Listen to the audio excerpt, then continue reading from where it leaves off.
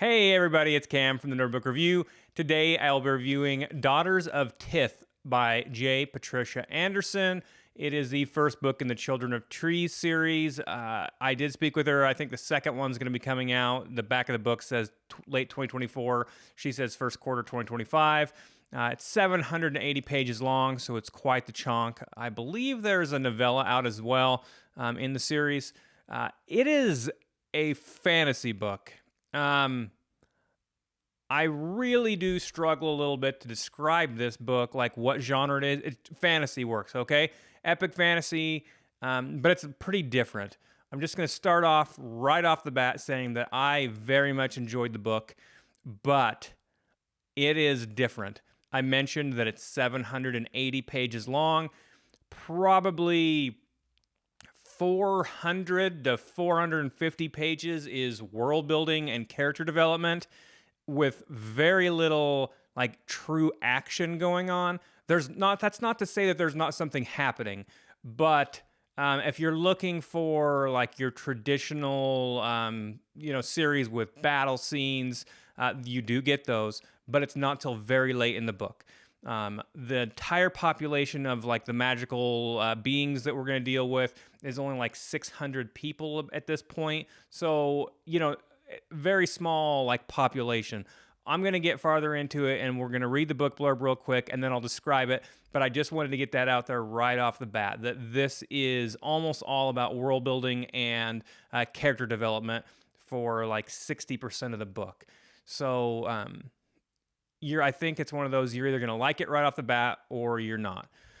Okay, let's read that book blurb.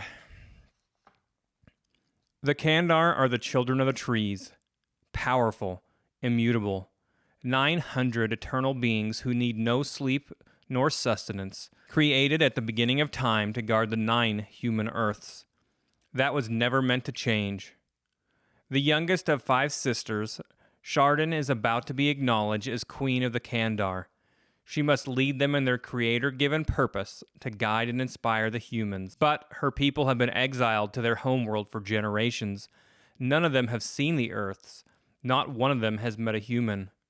Chardin can think of no way to end their exile until a strange longing calls her from beyond the shore of their island. Most of her sisters tell her to ignore it, to take her place as queen and focus on the Kandar. One suggests she answer it, as it might be the key to finally returning the people to their purpose. Just for the record, I'm going to describe the world. This is my third attempt at it. I'm just going all over the place. I do have an outline sitting right here, but I seem to be struggling with it anyways. Let's see if this third time's a charm. Okay, the world and the people, the Kandar. The world, we have one world called Derkra, Derkra. It is where the Kandar live, like where they originate. They would go if things were the way that they had been for, eons previously. They would go from the world of Derkra, where they go to rest, where they're from. They would go to a secondary world that has portals to the 9 other Earths. These other Earths range from another world like Derkra that's flat and infinite, all the way to very Earth-like ones with, stars and other planets, things like that. Some of the worlds don't have any other planets. Some of them are very, like Fantasyland style. They vary. What historically had happened was the Kandar people would go from Derkra, their home world. They would go from there to these other Earths, and they would act as guardians. They've got magical abilities, as mentioned in the book blurb. They are immortal.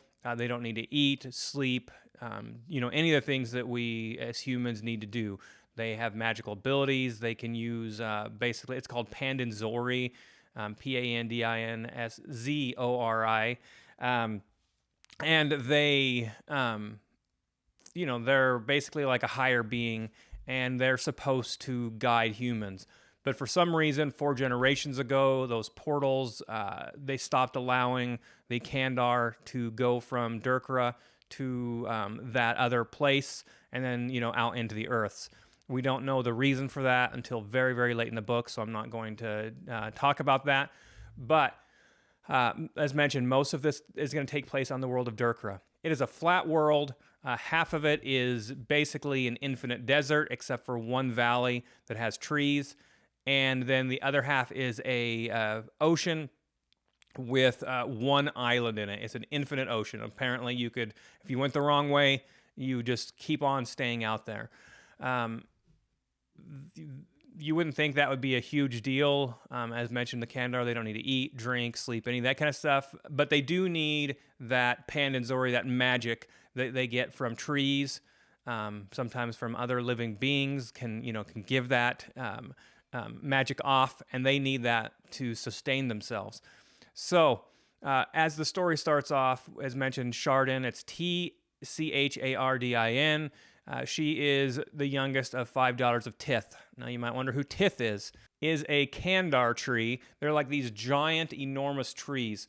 The Kandar are basically pushed out of these trees, fully formed as full Kandar people. It's funny, I actually did see a description. They're very human-like in the way they look. But before I read the description, I'd read a bunch of the book already, and I just kind of saw them as like the Jolly Green Giant. Like I just saw them as like tall, human-like beings that are green-skinned. Apparently, they're definitely not green-skinned. And it is talked about later on that some are light-skinned, some are dark-skinned, and all in between, right? But I really did see them as that. So the Kandar people as a whole, there's only 900 of them in the first place.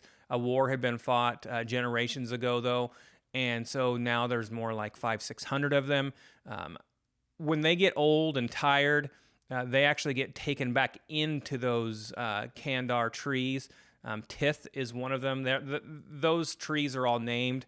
And usually only one person is born from each of those trees. They'll go out, they'll be born. They're given whatever knowledge the tree decides to give them. So one of those daughters of Tith, her name is Jaden. She has all of the knowledge of the Kandar people, basically from the beginning of when Tith was one of these big trees. Most of them don't give them all that much information. They'll give them a name. They'll give them a little bit of the history. But for the most part, for generations now, the Kandar people have kind of been listless.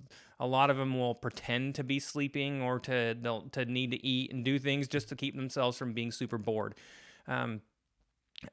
Basically just think of like an immortal people. In some ways, like think of them like elves, right? In some of these series where they're immortal, but they basically don't really care about things because, they're going to live forever kind of thing. And that's how the Kandar people are when the story starts. Now, Chardin and another one of the daughters of Tith named Damarin, they both have felt a longing for a long period of time to go to basically towards land side. They're all on that island right now, the people that when the book starts off. Now, a little bit of a spoiler, but it's not very far into the book. They're going to go to that land side, and they're going to find out that there are other Kandar where they originally came from. That landside valley is where they first came from. And I say it's a little bit of a spoiler, but I mean, within 150 pages in a almost 800-page book is where we find this stuff out. And it's kind of hard to talk about the rest of this without that, right? Now, one thing that's important to note with the Kandar people is that they'll have what's called a donanzim. That is like their soulmate. It can be sexual, romantic, but it can also just be like a platonic soulmate thing. This is important because they both give you strength and they're a weakness for you, right? The rest of it, as mentioned, is basically the whole plot's going to be based off of Chardin trying to, once she gets to the other side, then seeing if they can make it to the Earths and they can figure out why they've been, blocked off from the Earths for so long. I think that's as far as I'm going to go into, talking about the plot and all that kind of stuff. I don't even know if I've done a great job of talking about the world building right now because it's just so expansive. It's basically the first 400 pages of the book, right? So the magic system is pretty, another one that's pretty simple, but it's all based off of, right, like the magic that's given off, basically the essence that's given off by these trees. It can be given off by other things as well, but it's called Pandanzori, and they are able to use it basically like an example is like they can jump off of these giant Kandar trees, right? And use the magic to basically act as like to stop them and do things like that. In some ways, it's a little bit like the in some ways, it's a little bit like the magic from the Voice of War that we just talked about with Zach Argyle. But they can do a lot of different things with that magic. That's how they would be able to open up portals if they could open up portals when we start off. They just do all kinds of stuff with it. But it's also important to note that it's like a life essence that they have to have. And really, one of the only ways that that they can die without violence is through being cut off from that essence. Pretty simple magic system, but it definitely is like a nice complement to like the magical people themselves, right? I think that if I really wanted to, I could just keep talking about the world building and I could get more and more into it. But I really don't think that that you guys want to sit here and listen to me talk 20 minutes about world building and all that kind of stuff, because I would. Now, in terms of my thoughts, the bad, the good, and my final thoughts. Honestly, as far as the bad goes, I loved 90% of this. I loved all of that slow world building, character building, relationship building part of this book. That was, a good 60% before we really get any like real action that's really out and about and doing things. And I loved then when we transitioned from that first part to the second part. The last about 10% of the book, there's a bunch of action, a bunch of fighting, and that we're 90% in finally. And I found that last 10% a little bit hard to follow. In some ways, it's kind of like superhero style fighting, right? People are using that magical ability to fly, to push themselves around. You kind of like use like lightning. Superhero-ish is the way it felt.